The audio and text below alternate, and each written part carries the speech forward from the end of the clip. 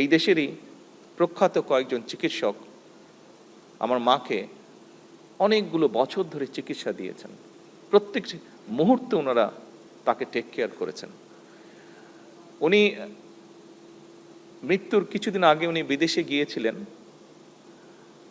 এখানে ডিবেট হচ্ছিল আমাদের মধ্যে যে আবার ওনাকে নিব কি নিব না, নিব কি নিব না। আমি ব্যক্তিগতভাবে যেটা বলেও ছিলাম বিভিন্ন মানুষকে যে আপনারা ওনাকে নিতে চাচ্ছেন, কিন্তু এখানে যেই চিকিৎসকগণ ওনাকে যেই সেবাটা দিচ্ছে 24টা ঘন্টার প্রতিটি মুহূর্ত, আমি দেখেছি বিদেশি, হ্যাঁ বিদেশে গেলে হয়তো টেকনিক্যাল সাপোর্টটা ভালো পাওয়া যাবে, ভালো ইকুইপমেন্ট হয়তো আছে, আরও হয়তো অ্যাডভান্স ইকুইপমেন্ট আছে, ওষুধপত্রের ব্যাপারে খুব হয়তো ডিফারেন্স থাকবে না, হয়তো হার্ডলি ডিফারেন্স থাকবে, কিন্তু এই যে হিউম্যান টেক কেয়ার যেটা, আমি মনে করি না এটা বিদেশে গেলে পাওয়া যেত কোনোভাবেই। যেই সেবাটা ওনার জীবনের শেষ দিন, আমি বলবো শেষ মুহূর্ত পর্যন্ত, শেষ মুহূর্তে আমার আল্লাহ তৌফিক দিয়েছিলেন, আমি সেখানে থাকতে পেরেছিলাম। আমি দেখেছি সেই মানুষগুলো কিভাবে ওনাকে সেবা দিয়েছেন, কিভাবে শুশ্রূষা করেছেন ওনার। এইটা বোধহয় যতই ভালো হসপিটাল হোক পৃথিবীর, যতই অর্থ দিয়ে হোক, এইটা পাওয়া যেত না। সেজন্য ব্যক্তিগতভাবে আমি সেই মানুষগুলোর কাছে অত্যন্ত কৃতজ্ঞ। হাসপাতালের নিরাপত্তা ব্যবস্থা তথা চিকিৎসক, নার্স এবং সকল স্বাস্থ্যকর্মীর নিরাপত্তা নিশ্চিত করতে এর ভিতরে যেটি আলাপ আলোচনা হয়েছে, আমাদের প্রত্যেকটা স্বাস্থ্য উপজেলা কমপ্লেক্সে আমরা নিরাপত্তা ব্যবস্থাটা জোরদার করেছি। কিছুদিন আগে ওসমানী উদ্যানে আমাদের যারা উপজেলা হেলথ কমপ্লেক্সে কাজ করেন সরকারি চিকিৎসকগণ, তারা এটি বলেছিলেন এবং তাৎক্ষণিকভাবে আমি সেই ব্যবস্থাটি সমস্যার সমাধানের চেষ্টা করেছি। ব্যাপারটি ধীরে ধীরে আমরা সিচুয়েশনটি নিশ্চয়ই উন্নত করতে সক্ষম হয়েছি। এর বাইরে আমরা হাসপাতালগুলোতে এই সিকিউরিটির জন্য 10 জন করে আনসার সদস্য মোতায়েনের যেমন আমরা সিদ্ধান্ত নিয়েছি, এর বাইরেও রোগীদের চিকিৎসা সেবা নিশ্চিত করতে আমরা আরও 5000 MBBS চিকিৎসক নিয়োগের কার্যক্রম আমরা শুরু করেছি। পাশাপাশি শুধু তো ডাক্তার বা চিকিৎসক অ্যাপয়েন্ট করলেই হবে না, এর পাশাপাশি ওনাদের হ্যান্ডসগুলোও লাগবে। ফলে আমরা নার্স, মেডিকেল টেকনোলজিস্ট যেটি আমরা আলাপ করেছি, ফার্মাসিস্ট, মিডওয়াইফ এবং অন্যান্য স্বাস্থ্য পেশাজীবী যেগুলো আছে, বিদ্যমান আছে, সেগুলো শূন্য পদও দ্রুত সাথে যাতে এই শূন্য পদগুলো পূরণ করা যায় সেটির প্রক্রিয়ার কাজও আমরা শুরু করেছি। 72 ঘন্টা ময়েশ্চার লক সমৃদ্ধ লিলি বডি ওয়াশ, শিয়া বাটারের গুডনেস স্কিন রিপেয়ার করে রাখে সফট ও গ্লোয়িং। আমরা একই সঙ্গে সরকারি পর্যায়ে আরও 25,000 মিডওয়াইফ নিয়োগের পরিকল্পনা নিয়েছি, যাতে করে দেশের প্রতিটি ইউনিয়ন, উপজেলা এবং হাসপাতাল পর্যায়ে নিরাপদ মাতৃত্ব এবং দক্ষ প্রসব সেবা এবং নবজাতকের মানসম্মত পরিচর্যা নিশ্চিত এবং নিরাপদ করা যায়। সম্মানিত উপস্থিতিবৃন্দ, prevention is better than cure, এটা আমরা প্রত্যেকে জানি। এটার জন্য আপনারা যারা ডাক্তার আছেন তারা আপনারা অবশ্যই ভালো করে জানেন। সরকার এই নীতিতে সবার কাছে আমরা স্বাস্থ্য এবং চিকিৎসা সেবা, এই নীতির ভিত্তিতে আমরা জনগণের দৌড় গোড়ায় পৌঁছে দিতে চাই। এখানে আমরা দেখেছি একটু আগে একজন ডাক্তার বলেছেন ওনার বক্তব্যে যে 2 দিনে 800 রোগীকে আপনাদের টেক কেয়ার করতে হয়েছে, যেটা একজন ডাক্তারের জন্য আসলেই এটা একটা অমানবিক অবস্থা হয়ে ওঠে অনেক সময়। এবং সেজন্যই আমরা চিন্তা করেছি, এই চিন্তাটা করা থেকেই, এবং ডক্টর জুবাইদা উনি ইম্পেরিয়াল থেকে যে এমএসটা করেছিলেন সেটা ওনার ছিল প্রিভেনশনের উপরে।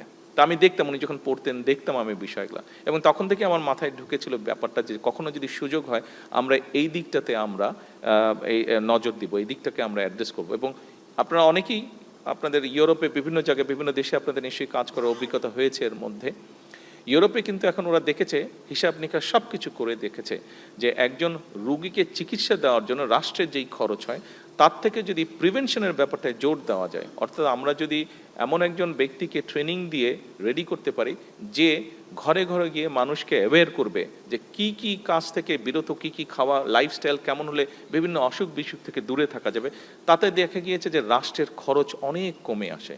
এবং তারপরেও যারা অসুস্থ হয়, যেহেতু হাসপাতালে যদি কম সংখ্যক মানুষ অসুস্থ হয় তাহলে খুব স্বাভাবিকভাবে এই যে মেডিকেল কলেজে যেটা ঘটেছে, প্রথম দিন 400, পরের দিন 300, এরকম প্রায় 700-800-র মতন রুগী প্রতিদিন, এরকম প্রেশারটা, এটাও কিন্তু স্বাভাবিকভাবে তখন কমে আসবে যদি দেশে সামগ্রিকভাবে কম সংখ্যক মানুষ অসুস্থ হয়। এবং মেডিকেল কলেজে আসার আগ পর্যন্ত যদি এই মানুষগুলোকে প্রাইমারি চিকিৎসা দিয়ে মোটামুটিভাবে সুস্থ করে ফেলা যায়, সেজন্যই আমরা হেলথ কেয়ারার নিয়োগের পরিকল্পনা গ্রহণ করেছি। যে এই হেলথ কেয়ারার যারা হবেন তারা যাবেন আমাদের দেশে মোটামুটিভাবে কয়েকটি অসুখ বিসুখ, যেমন কার্ডিয়াকের ব্যাপার, কিডনির ব্যাপার, অসুখ, আপনার ডায়াবেটিকের বিষয়, অর্থাৎ এইগুলো কি কি লাইফস্টাইলটা কেমন হলে কি কি খাদ্যদ্রব্য পরিহার করলে কি কি খেলে এইগুলো থেকে রক্ষা পাওয়া যাবে, আমরা এই হেলথ কেয়ারার যারা আছে তাদেরকে আমরা এই বেসিক ট্রেনিংগুলো আমরা দিব। তারা গিয়ে ঘরে ঘরে গিয়ে নারীদেরকে যদি সচেতন করে, আমরা আশা করি আমরা আজকেও যদি কাজটা শুরু করি, এটার আগামী 10 বছরের মধ্যে ইনশাল্লাহ এটার একটা এফেক্ট আমরা, ভালো এফেক্ট আমরা পাবো। এবং সেক্ষেত্রে আমাদের ডাক্তারদের উপর একসময় গিয়ে চাপ কমে আসবে, একসময় গিয়ে স্টেটের, রাষ্ট্রের খরচ, চিকিৎসা ক্ষেত্রে খরচ, সব কিছুর উপরে আমাদের চাপটা কমে আসবে। যারা অসুস্থ হবেন, আমি ব্যক্তিগতভাবে আশা করি আমরা যদি মোটামুটিভাবে ইনশাল্লাহ এটাতে সাকসেসফুল হতে পারি, তাহলে তারপরেও যারা অসুস্থ হবেন তাদেরকে আমরা অনেক বেটার ট্রিটমেন্ট আমরা তাদেরকে দিতে সক্ষম হব। বর্তমানে যারা চিকিৎসক হিসেবে দায়িত্ব পালন করছেন এবং যারা আসন্ন দিনে চিকিৎসক হিসেবে দায়িত্ব পালনের পথে রয়েছেন, দেশের স্বাস্থ্য এবং চিকিৎসা ব্যবস্থা নিয়ে বর্তমান সরকারের গৃহীত কতগুলো বিষয় আপনাদের সামনে মনে হয় আর একটু যদি স্পষ্ট করে তুলতে পারি। এর মধ্যেই আপনারা জেনেছেন যে শিক্ষা খাতে পর এইবার সরকার, এই যে মাত্র কয়েকদিন আগে আমাদের বাজেটটা গেল, সরকার সবচেয়ে বেশি চিকিৎসা খাতেই বাজেটটি রেখেছে। এবছর জাতীয় বাজেটে স্বাস্থ্য খাতের বাজেট বরাদ্দের পরিমাণ প্রায় 70,000 কোটি টাকার কাছাকাছি, 70,000। এইটা টোটাল যে জিডিপি, সেই জিডিপির 1.2% টোটাল, যেটা মোটামুটিভাবে এখন পর্যন্ত সেটাই। আমাদের যেটা পরিকল্পনা হচ্ছে, এই যে আপনাদের সামনে বললাম, আপনারা এর মধ্যে কথা প্রসঙ্গে অনেকগুলোই জেনেছেন, যেমন আমি বললাম যে এই যে আমরা হেলথ কেয়ার অ্যাপয়েন্ট করবো, যেই হেলথ কেয়ারে প্রায় 1 লক্ষ হেলথ কেয়ার অ্যাপয়েন্ট হবে। এই হেলথ কেয়ারে যেটা 80% আমরা চাইছি নারীদেরকে অ্যাপয়েন্ট করতে। এর বাইরেও ধরেন হাসপাতালগুলো আমরা বেটার সার্ভিস করব, যেটা একটু আগে মন্ত্রী সাহেব বললেন আপনাদের বিভিন্ন আলোচনার পরিপ্রেক্ষিতে। আমরা সেই জন্য পরিকল্পনা যেটা আমাদের আছে, আমরা যদি পরিকল্পনা মতন সবকিছু মোটামুটিভাবে ইনশাল্লাহ আল্লাহর রহমতে যদি আমরা ঠিকঠাক মতন এগোতে পারি, সবগুলো জিনিস যদি ঠিকঠাক রাখতে পারি, আমরা নেক্সট 5 ইয়ার্সের মধ্যে আমরা এটা জিডিপি টোটাল বাজেটের আমরা হেলথ খাতে বরাদ্দ 5% নিয়ে যেটা আমাদের পরিকল্পনা আছে। শুধু বাজেট, এই বছর যে বাজেট আমরা বেশি রেখেছি শুধু তাই নয়, বাজেট বৃদ্ধির সাথে সাথে বাজেট যেরকম বাড়িয়েছি, একই সাথে সরকার এটার সাথে সাথে সরকার বিভিন্ন চিকিৎসা সামগ্রী কয়েকটি ক্ষেত্রে বেশ ব্যয় কমানোর চেষ্টা করেছে। বিভিন্নভাবে ট্যাক্স, ডিউটি, ভ্যাট এগুলা বিভিন্নভাবে কমিয়ে নিয়ে এসে, উঠিয়ে নিয়ে এসে, যেমন ডায়ালিসিস ফিল্টার, এটার খরচ অর্ধেক, প্রায় 800 থেকে 1000 টাকার মধ্যে কমে এসেছে। তারপরে ধরেন হার্টের স্টেন্ট, যে স্টেন্ট আগে 1,20,000 টাকা খরচ হচ্ছে। ওই দিন বিটু আমাকে বলছিল যে তার এক রুগী বিল দিতে গিয়ে দেখে যে সেই রুগী এক্সপেক্ট করছিল যে 1 লাখ টাকার মতন বিল হবে, সেখানে বোধহয় কত 60,000 না 50,000 টাকার মতন তার বিল, মানে অলমোস্ট হাফের মতন, 50% রিডিউস হয়ে গিয়েছে, যেহেতু গভর্নমেন্ট সেই আগে যে ট্যাক্স ভ্যাট ছিল সেগুলো রিডিউস করার ফলে। হার্টের ভালভ একই অবস্থা, পেসমেকার, অক্সিজেনেটর, তারপরে পেরিফেরাল ভাস্কুলার স্টেন্ট, তারপরে রেডিও ফ্রিকোয়েন্সি অ্যাবুলেশন ফাইবার, চোখের লেন্স যেটা ব্যবহার করা হয় পাওয়ারের জন্য, সেটার উপরে ট্যাক্স কমিয়ে ফেলা হয়েছে। ক্যান্সার চিকিৎসায় যেসব কাঁচামাল, মানে ওষুধ তৈরি করতে যেগুলো, সেই সবের উপরে ট্যাক্স কমিয়ে ফেলা হয়েছে। ক্যান্সারের ওষুধ তৈরি করেন এবং এরকম একজন ম্যানুফ্যাকচারার আমাকে বলছিলেন, যেইটা ছিল 1 লক্ষের মতন দাম, যে ওষুধটা ছিল, ট্যাক্স টুক সব কমানোর ফলে, ওনাদেরকে ওই সাপোর্টটা দেওয়ার ফলে এটা প্রায় 20-25 হাজারের মধ্যে চলে আসবে প্রাইসটা, ওষুধের প্রাইসটা। ফলে অনেক অনেক মানুষ যারা আমাদের দেশে আমরা জানি, মানে পকেট থেকেই অধিকাংশ, নিজের পকেট থেকেই ব্যয় করতে হয় চিকিৎসার খরচটা। আমরা আশা করছি ইনশাল্লাহ এই আগামী দিনগুলোতে আমাদের যারা অসুস্থ হবেন দেশের মানুষ, এই যেই ইকুইপমেন্টগুলোর কথা বললাম, যেই জিনিসগুলোর কথা বললাম, এইগুলো যাতে প্রয়োজন হবে, গত 1 মাস 2 মাস আগেও যেই খরচটা লাগতো, এই আগামী 1 মাস পর থেকে, আজকে থেকে শুরু হয়ে গেছে, আগামী দিনগুলোতে এই খরচটা অনেক কমে আসবে। ফলে অনেক ফ্যামিলি, অনেক মানুষের অনেকটা রিলিফ হবে।